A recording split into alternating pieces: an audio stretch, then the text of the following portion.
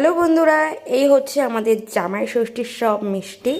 তো কোয়ান্টিটি অনেক কমই, কারণ আমরা মিষ্টি খুব কমই খাই।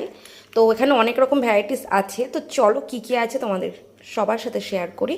তো প্রথমে দেখে এই যে মাটির হাঁড়িতে একদম দই, এটা আছে মিষ্টি দই।